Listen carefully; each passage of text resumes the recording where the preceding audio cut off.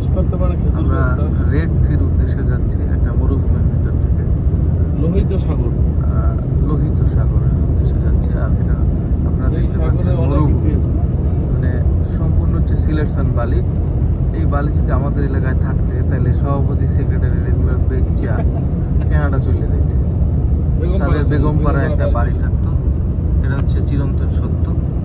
কিন্তু এইখানে এই বালি নেওয়ার কেউ নাই, কারণ এই জায়গায় সভাপতি সেক্রেটারিও নাই। আমি তো লই লইছি বালি। না, তুমি তো নিস হলো জাবালে মালাইকার রহমতের বালি। এখানে ফেরেশতারা নাম ছিল, সেই বালি আমরা একটু কালেকশন করছি। আলহামদুলিল্লাহ, আল্লাহ পাক মরুভূমি দেখার তৌফিক দান করছে নিজস্ব। কারণ এতদিন বই পুস্তকে দেখতাম আর বেয়ার গ্রিসে দেখতাম মরুভূমির মধ্যে একটা তেনা পেঁচাই আবার আড়ে।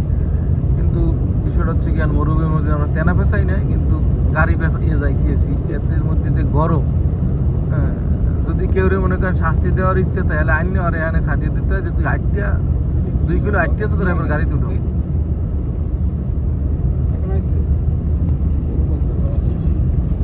মাশাআল্লাহ, আল্লাহ পাকের কি সৃষ্টি। এটা হচ্ছে আপনি বাম পাশে দেখেন বড় বড় পাহাড়, আর ডান পাশে কোনো পাহাড় নাই, ধু ধু সিলেকশন বালি।